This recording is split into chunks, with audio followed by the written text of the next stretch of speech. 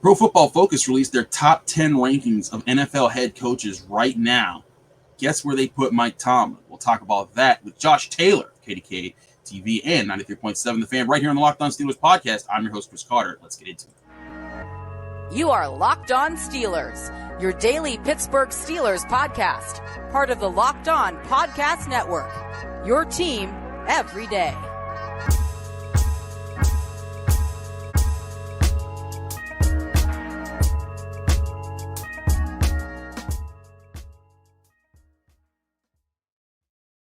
And welcome to the Locked On Steelers podcast. I'm your host, Chris Carter, bringing you your daily dose of all things in the Pittsburgh Steelers. As always, you can find the show on Apple, Spotify, Google Podcasts, Odyssey, and YouTube. If you're watching this video on YouTube, hit the like button. If you're enjoying the show, hit the subscribe button to our YouTube channel to get all of our daily Monday through Friday episodes, as well as our bonus content. We thank you for making the Locked On Steelers podcast your first listen every day. Today's episode is brought to you by BetOnline.net. BetOnline has you covered all season long with more props, odds, and lines than ever before. BetOnline, where the game starts. Joining today, as I said earlier, our man Josh Taylor is leading off the week. Normally we have him later in the rotation, but he's the leadoff batter coming out the gate here on Monday on the Locked On Steelers podcast. Josh, how you doing?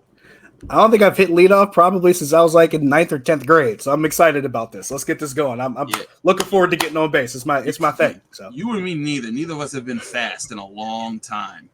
That's a lot of years and a lot of LBs ago. That's all I'll say about that. A lot of years, a lot of LBs. Well, I was going to say, speaking of LBs, but we're not talking linebackers. We're talking coaching. And so I missed my, I didn't get the right layup there. But Josh, you and I talk a lot about coaching, and I wanted to save this topic for you and I to talk about because I could talk about this with anybody, but you bring a lot of historical perspectives. You studied a lot of coaches. You studied, their comparisons, their history, the context of things. When people talk about coaches and where they belong, you and I often discuss how things can get crazy and thrown out of whack, and how that often happens with Mike Tomlin.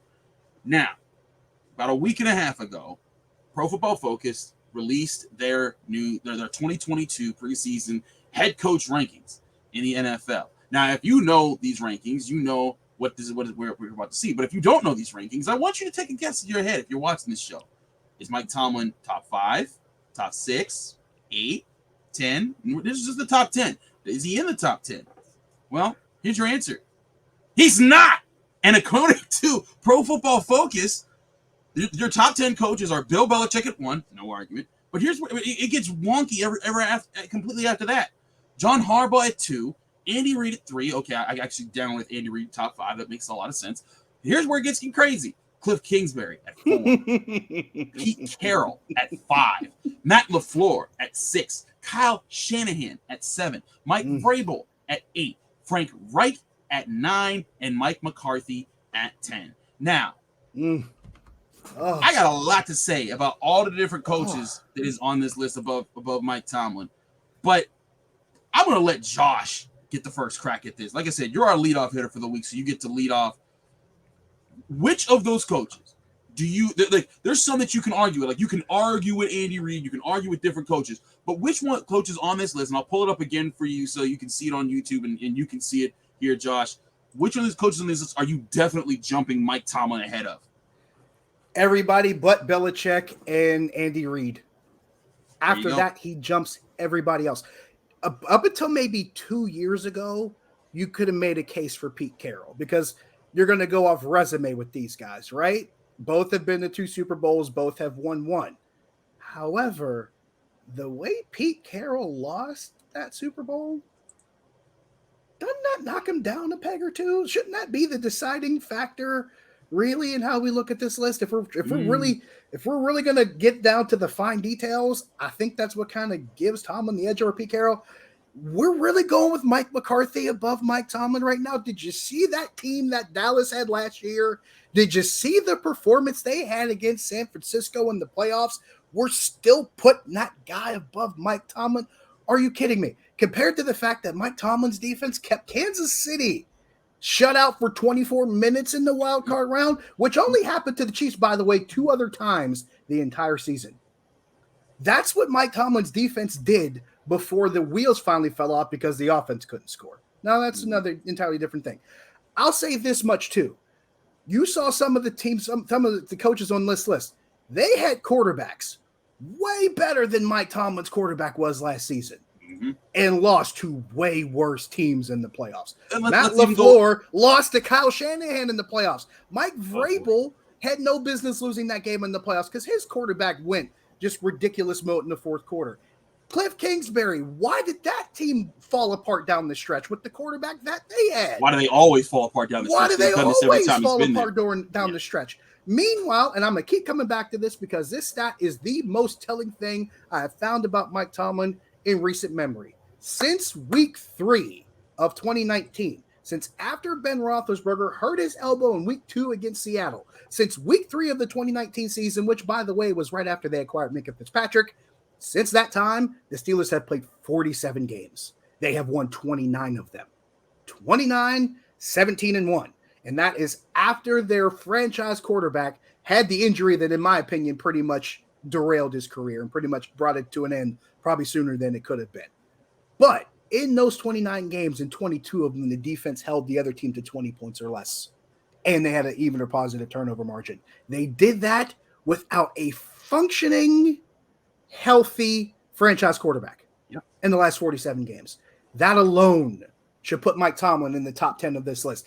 And in the 2 full seasons since that happened, they made the playoffs both years and even won a division championship. And also in those 2 full seasons, they swept the guy that PFF has number 2 in John Harbaugh. 4 times in a row they've beaten Baltimore. That's my biggest note here. Listen, if you want to say he's below Andy Reid because Andy Reid's had recent success and he had the Eagles, even though he didn't win a Super Bowl with the Eagles, I get it. Both have been to Andy Reid's been to he's been to more. Has he been to more Super Bowls? Because he went to one with the Eagles, he's won one with the Chiefs, but he hasn't been to a second one with the Chiefs. So no, he's been to as many Super Bowls. They lost one with the Chiefs. They lost to Tampa. That's right. Okay, so he's been to more. He's won more AFC. He's one more cut. So he's won in 2, right? Yes. So no, he's lost in 2. He's won in 2 in Super Bowls. He lost with Philly and he lost with the Chiefs. He won the one against San Francisco. Right. So he's 1 and 2 in the Super Bowl. So you could say he has one more conference championship than Mike Tomlin. If that puts you above, and by the way, those last 2 that he went to was because he lucked into Patrick Mahomes.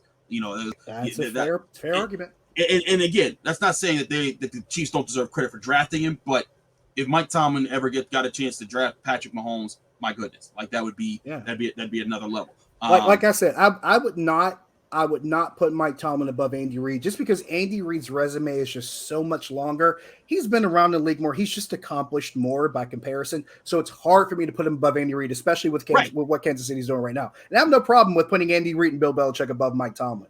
But everybody else, and there's another guy on that list who hasn't beaten Mike Tomlin in a couple of years, and Mike Vrabel.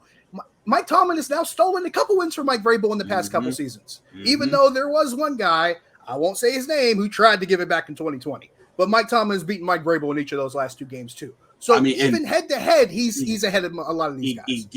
In those you're right. In 2020 and 2021, 2020 was the game when they went into Tennessee. Tennessee was undefeated. The Steelers knocked them off, and that was when Robert Spillane stuck Derrick Henry in the hole, and they found some crazy way to win. And then this past year, they were up 20 in the third quarter of that game.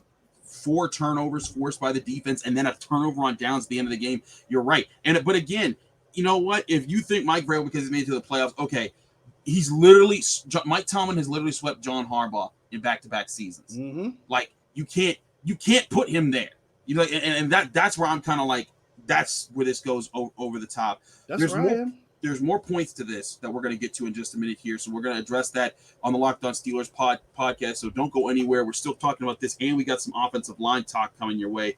But first, we got to talk to you guys about Blue Nile. Blue Nile, of course, is the place where you go to get amazing jewelry and where you're going to find jewelry as unique as her with modern convenience of online shopping at BlueNile.com. Blue Nile has simple online tools that let you choose the diamond shape, size, and clarity, as well as setting style. Blue Nile's bench jewelers will then handcraft her perfect engagement ring. Each ring is one of a kind. Looking for fine jewelry but having trouble choosing? Blue Nile has jewelry experts on hand 24/7, available via phone or chat to help you find your memorable gift at every budget. Make your moment sparkle with blue jewelry from BlueNile.com. And Locked On Sports listeners will get $50 off purchases of $500 or more. This podcast exclusive includes engagement rings. So be sure to get to BlueNile.com and use that promo code Locked On. That's LOCKEDON, Locked On. Plus, every order is insured, ships free, and arrives in discreet packaging that won't give away what's inside. Shop stress-free and find your forever piece at BlueNile.com today.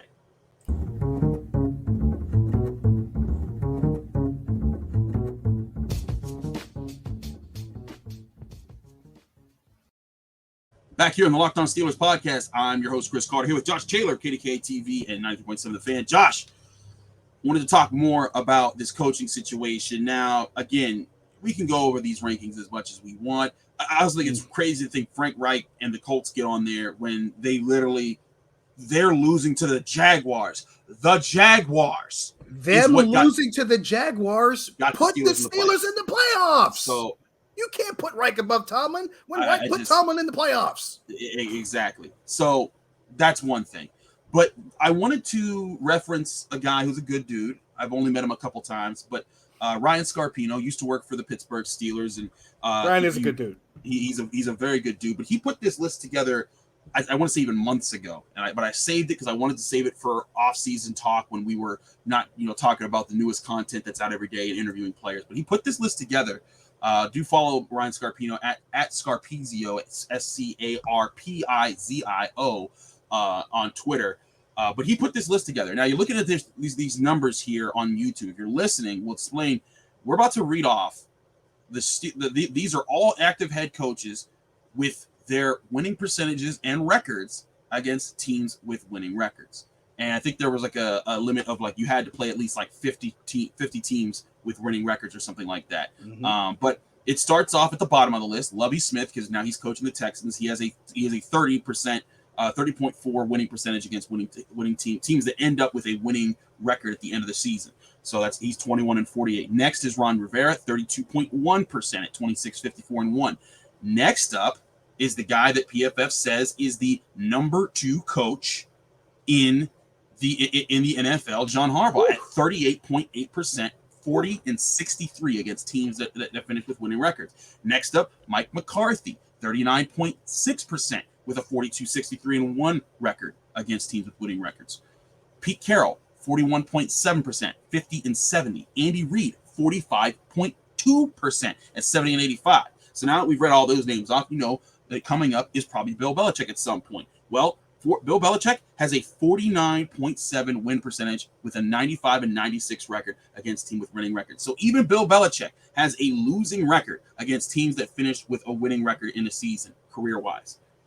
Mike Tomlin has the highest winning percentage of all coaches who have faced that many teams with winning record. He has won 51% of those games at a record of 52-50, right at the top of the NFL. Josh, when people say Mike Tomlin loses the games that he's supposed to, I always retort, well, that means he has to have a heck of a record against the games that he's not supposed to win. So it goes back to to a point that you've been making, talking about beating teams like the Titans, beating teams like the Bills. Mike Tomlin not only steals games from the teams from games that he's not supposed to win, like Buffalo this year, like Tennessee this year, but he also, the Steelers find a way to be competitive more often than not in those games. And when you're in those games, you're going to find a way to win them more often than not. You're going to find a way to win them more often than not. And Mike Tomlin has his formula for winning those games. Mm-hmm. Keeping defenses limited on the scoreboard and not turning the ball over. That's the way he's been doing it. But that's the way the teams that have won games and won championships have been doing it for years, literally years. I mean, I've been doing research on this for probably months on end now about teams and how successful they are and pretty much the formula for becoming a winning football team. And for me, even for this organization, and I keep pointing this out to people, this organization, the teams that have been the most successful have been the most successful when they are in the top 10 in the league in points allowed, and most of them have been in the top 5. And when they've had even or positive turnover margins and they've been able to limit their turnovers, it really is the crux of all of it. Most of the successful teams in this league's history have followed that blueprint. Even most of the teams that made the playoffs last season. This is how big of a thing this is. But it all comes back around to Mike Tomlin having the record that he has. This is another thing that people tend to look past. He has had to play a lot better teams in his own division year over year. Cincinnati and Baltimore last year. Baltimore and Cleveland the year before that. He faces playoff caliber teams in his division every year. Bill Belichick usually does not. Mm-hmm. He just started having to deal with Buffalo a couple years ago. For about a decade and a half, he never had to deal with a team that was good enough to make the playoffs. And when they were good enough, they very seldom lasted. Like the Jets poked their head out for a year or two. Right. The Dolphins poked their head out for a year or two. For the most part, they quickly got smacked back down. They quickly got smacked back down. And that also speaks to another point. Belichick's good for losing to the Dolphins probably once a year on average. Right. And how good have the Dolphins been over the last couple of decades? Not that great. So we're talking about coaches on this list who, other than John Harbaugh, Mike McCarthy has not really competed in a great division. Pete Carroll might be the one that you look at. Besides Harbaugh and Tomlin, NFC West has been tough during his time. The NFC West has been a really good division for probably the last decade. He's really the only other guy you're like, okay, I can see how he can lose some games to good teams because he's got good teams in his division. The rest of these teams, Ron Rivera, really in Washington, and Lovie Smith when he was in the NFC North, Rivera when he was, coaching another team in the NFC South, which has been bad for God knows how long. It just continues to strengthen the argument. Yes, there have been things that have happened in Mike Tomlin's tenure that have been frustrating. There have been things that he's said over the past that have rubbed people the wrong way. But the evidence speaks for itself. Now, if you want to bring up the playoff losses, fine. But here's something I'm going to toss at you. After his last Super Bowl win, Chuck Noll didn't win a lot of playoff games either. There's ebb and flow with every coach. We talked about Andy Reid being 1-2 in the Super Bowl. That man's got a lot of playoff losses too in Philadelphia. He lost 4 straight AFC Championship games for crying out loud. I also want to point out that or NFC Championship games. Excuse me. One of the things that gets held against Mike Tomlin or used against him in these arguments is, he had Ben Roethlisberger. And you and I have talked about this a lot on this show, that Ben Roethlisberger's playoff numbers, he has not carried the team to a playoff win since maybe the 2005 AFC Championship game against the Denver Broncos. Maybe if you want to say the 2010 Ravens playoff game divisional round when they came back. But again, the defense also chipped in with a lot of turnovers in the second half there. 2010 would be my pick. Against Joe Flacco. We're talking about 12 years ago that Ben Roethlisberger did. So when people say, he only has 3 playoff wins, well, yeah, the last one, by the way, which was over Andy Reid in Kansas City. It sure was. Still the only team, I believe, to beat Kansas City coming off a bye week in the playoffs in NFL history. But he beat him there. That was with defense and running game purely. Ben Roethlisberger didn't throw a single touchdown while Le'Veon Bell had over 200 yards. The Dolphins game before that, Ben Roethlisberger threw some nice touchdowns early, but then it was the running game of the defense that closed it out the rest of the way while he wasn't able to do as much. And then 2015, Ben came out, at the end of the game and made a couple little passes here and there. But that was a game where the Steelers shut out the Bengals for 3.5 quarters. The Bengals started to come back, and then Ryan Shazier with the miracle strip, and then, of course, the Bengals collapsing in the final minutes. You can't look at that. But meanwhile, look at Bill Belichick and how many of these games that he has against these against these teams with winning records. By the way, again, he has a losing record against teams with winning. How many of these games right here were because Tom Brady saved the day? How many games for Andy Reid has he gotten boosted from Patrick Mahomes saving the day? And Ben Roethlisberger saved plenty of days himself. I'm not saying that he didn't, but people would agree. Patrick Mahomes, Tom Brady, these are MVP caliber quarterbacks. Ben's never been in that conversation. He's just not. And not a single MVP vote in his career. When you look at the quarterback level that got the next 2 coaches that have the next 2 best records against teams with winning records, you look at that, and I think it's another testament to Tomlin that, hey, Ben Roethlisberger, great quarterback, will be in the Hall of Fame, but he wasn't on the level of Tom Brady or Patrick Mahomes in those years that these coaches were racking up a lot of these games that we're talking about. I got another question for you. How many of those losses that Bill Belichick had against teams with winning records, how many of them were against Mike Tomlin and Bill Cowher in the regular season? Because there's a couple of them. I mean, it's not too many. Not too many of them, but there's a few. 2004, it was when they beat them right before Halloween. 2011, when Troy Polamalu poked the ball at the back of the end zone.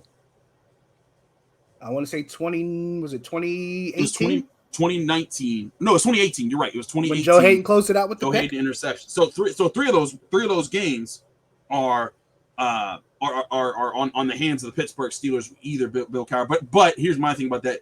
Bill Belichick definitely got his end in the other way. He did. I mean, that's definitely true. But I mean, we're talking about the back and forth here. He didn't completely steamroll the Steelers in all those regular season meetings. Now facing them in the playoffs is entirely different. That's right. Dynamic. In the playoffs, Bill Belichick, I believe, is 3-0 against the Steelers in his time. 1-0 against 2-0 against Cowher, 1-0 against Tomlin in that time. But point being, PFF lost their minds. Oh, it wouldn't be the first time that they've lost their minds. Wouldn't be the first time, but I know that some Steelers fans are listening. Chris, we know PFF is crazy. We talk about this all the time. But I want to emphasize to you, if people bring this list up to you or bring up, Tomlin stuff to you, you throw these numbers at them, these facts that we're bringing to you, the things we're saying here, and you'll be able to stand there and say, yeah, that's the head coach of the Pittsburgh Steelers. Best winning percentage against teams with winning records of coaches that have played at least 50 or so games against such teams. And he definitely is in the top 10. My book, he is no lower than top 3 in the NFL. That's where I have him. I think that's where Josh has him as well. I'd have him 3rd. If you want to make a case for Pete Carroll at 4th, you could put Mike Tomlin 4th. But right now, I put him above Pete Carroll because Mike Tomlin has done more with less than Pete Carroll has had in the past few years. And I'll make that case until you put me in the ground. And I had someone ask me recently, well, I don't understand why people think Mike Tomlin is this great coach. Go look it up. Stack him against other coaches in the league. He's been in the league 15 years. There have not been that many coaches that have been able to do as much in 15 years that Mike Tomlin has done, whether current or past. It's indisputable at this point. This man is already on track at this point. If he retired tomorrow, he'd be in the top 20 in winning percentage in NFL history among coaches. This is what we're talking about. And there's no sign of him slowing down at this point. He is not ready to go anywhere. And I keep coming back around to this. They bring up the whole, his record in the playoffs. How do you get to the playoffs? You got to win in the regular season. Right. You got to win in the regular season to get to the playoffs. There's a reason why he's had a lot of games he's coached in the playoffs, because he's never had a losing season. And 9 times out of 10, if you have a winning record, you got a good chance to make the playoffs. But you got to get there first before you do anything else, which is what he talks about every year. We got to get to the single elimination tournament and then try to win it. But he always says it. You got to get there first. And there aren't many coaches in the league that are better at getting there with that kind of regularity outside maybe Andy Reid and Bill Belichick. He's probably the next best guy as far as getting to the playoffs with any kind of regularity, much less having a chance at winning a championship. That is indisputable. I don't care what numbers you throw at me. I got numbers that are better than yours anyway, so keep trying. Maybe you'll get there one day. Maybe. We got to go to a break. We come back. A little bit of offensive line talk. We are running into the clock here a little bit. But first, I got to talk to you guys about betonline.net, which is your number one source for all your betting stats and sports information. Find all the latest sports developments, league reviews, and news, including this year's NBA Finals. Game 6, baby, was live. And you have the start of the Major League Baseball season. Of course, the Stanley Cup Finals well underway. All of that can be bet on and learned about how you bet on at betonline.net. Your continued source for all your sports wagering information from live betting, playoffs, esports, and more. Head to the website today and use your mobile device to learn more about the trends in the action when you visit BetOnline, where the game starts.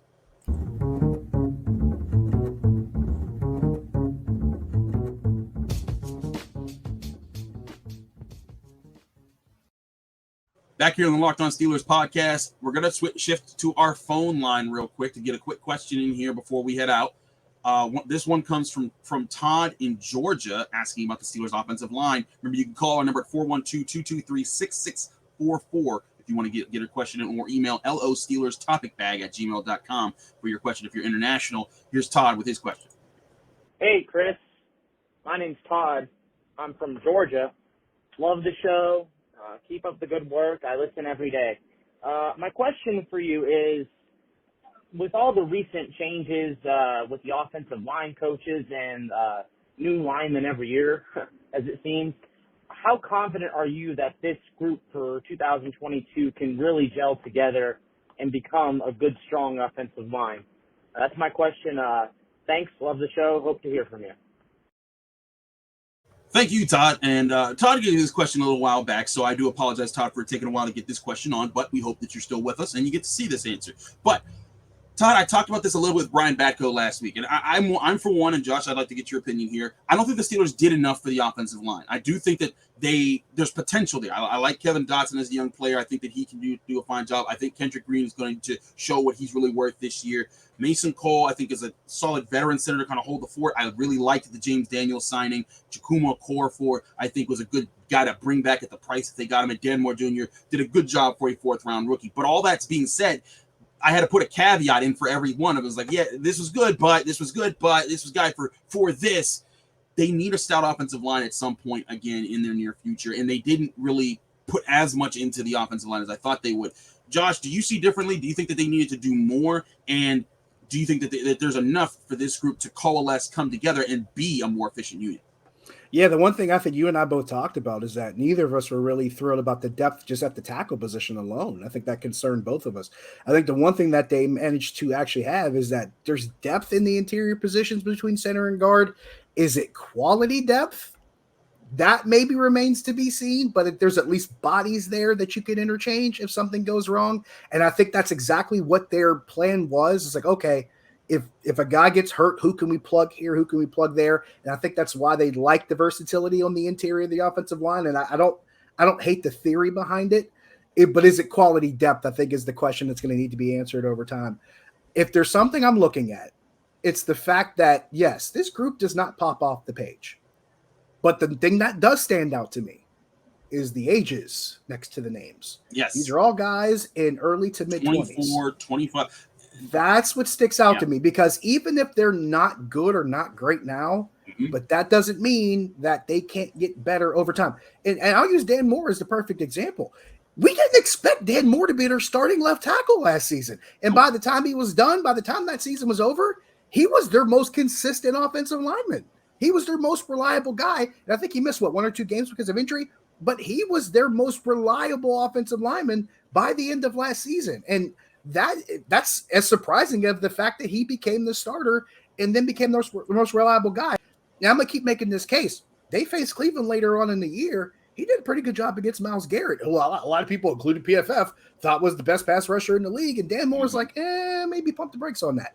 But if there's something I am looking at, yeah, they're not probably where you would want them to be right now. But that doesn't mean they can't get there over time, because this is a group that can still get better because they're still getting older. And as good as we think James Daniels is, he's still, 26, 27 years 24. old? No, he's 24. 24 years old. He's My God. 24 years old. Him and Chooks got 4 years of experience in the NFL, and they're 24 years old. That is the crazy part of it. That should scare some people, because this group can still develop. And the thing I like already is that you can tell with the 5 projected guys that they have already, at least from what they're telling us, they've already started to at least get some kind of camaraderie, which I think is a really good thing, because if your offensive line is going to be good, they got to build up some kind of ethos together, and that's really important. But I don't expect them to be great now. If we're looking at it by the end of the regular season, or maybe even by this time next year, I expect us to have a lot better things to say about this offensive line, if for no other reason than because there's still development there to be had, and they hit those benchmarks to help them get better. My last thing here before we got to go, because we're over the clock right now. But my thing with Pat Meyer, because Todd asked us about the new offensive line coach. Pat Meyer, from what I've talked to these guys, Adrian Klemm came to them last year and said, we're going to be more physical. And they wanted to focus on that. Pat Meyer is saying the same thing, but he's showing them how to be more physical. From what I understand, from when I talked to Kevin Dotson, the guys are saying he's showing us the technique to go along with that. It's the strategy of when to be physical and how to be physical at different points, not just we're just going to fire off, be mean, be tough, and change the line of scrimmage. Those are things different.